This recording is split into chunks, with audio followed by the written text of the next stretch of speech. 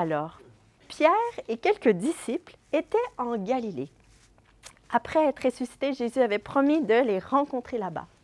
Et ils étaient au bord du lac, et Pierre regardait la barque de pêche. Parce que Pierre, il se rappelait, son boulot avant, c'était pêcheur. Et Jésus lui avait dit, « Suis-moi et je te ferai pêcheur d'hommes. » Mais là, Jésus n'était pas là. Et puis, ils avaient besoin de nourriture, ils avaient besoin d'argent pour pouvoir acheter de la nourriture. Donc, Pierre regarda le bateau, puis il dit, « Ah, je vais aller pêcher. » Et puis, les autres qui étaient avec lui ont dit, « On va aller avec toi. » Donc, ils sont partis dans la barque, ils se sont mis à pêcher. Mais à chaque fois qu'ils regardaient dans le filet, il n'y avait aucun poisson. Et toute la nuit, ils ont pêché jusqu'au petit matin et toujours aucun poisson. Et là, au petit matin, ils ont vu quelqu'un au bord du rivage. C'était tôt, hein? Ils n'arrivaient pas à voir très bien.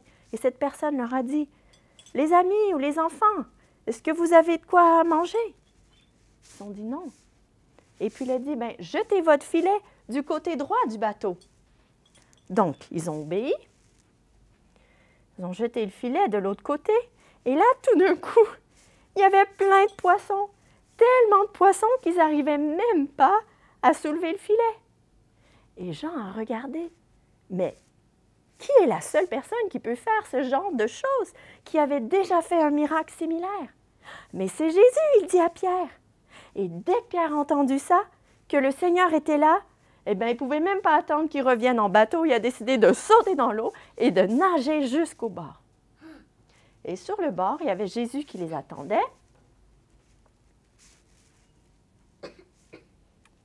Hop, le bateau est revenu. Et il y avait un feu. Ils ont vu un feu. Il est en train de préparer le petit déjeuner, du poisson et du pain.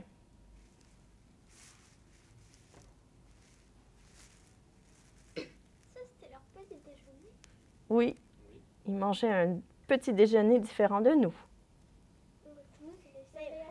Et là, Jésus leur a dit, amenez-moi quelques-uns de vos poissons. Donc, ils ont sorti leurs poissons. Ils avaient 153 poissons. 153. Oui. Et puis, ils ont mangé ensemble.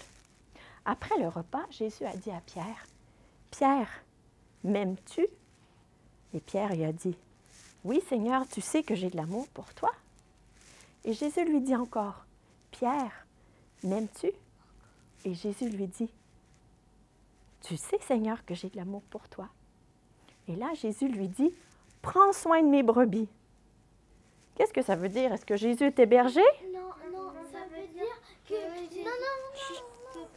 Non. Oui? Nous, on est les bergers de Dieu. Les brebis de Dieu. Hein? Jésus avait dit qu'il était le bon berger.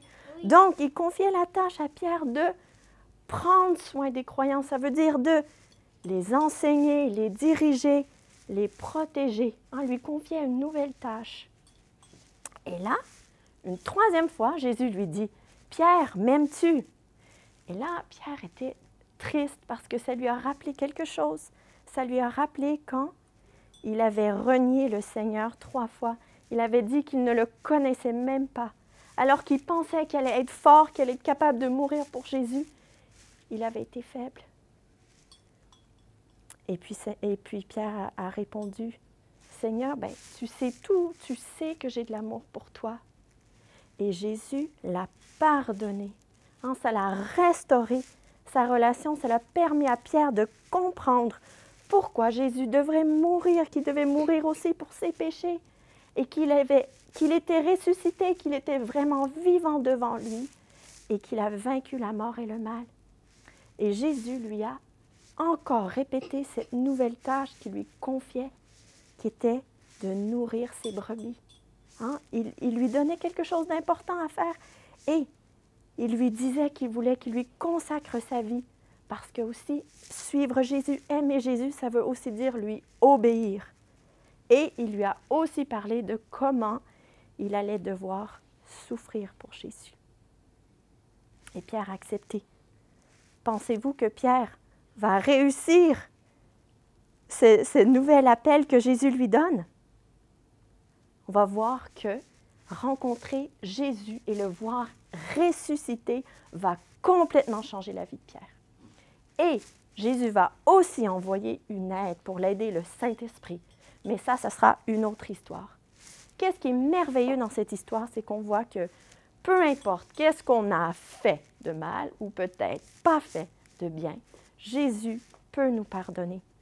Peut-être vous pouvez vous sentir découragé des fois si vous voulez faire ce qui est bien, mais vous n'arrivez pas à obéir à vos parents et ça arrive plus qu'une fois. Ou vous voulez démontrer de la gentillesse envers votre frère ou votre sœur, mais plutôt vous vous fâchez.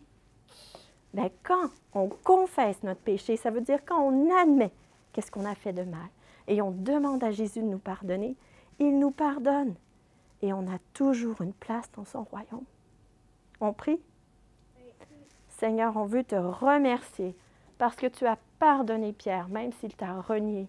Merci pour ta parole qui nous dit que aussi loin que l'Orient et de l'Occident, aussi loin que tu enlèves nos transgressions.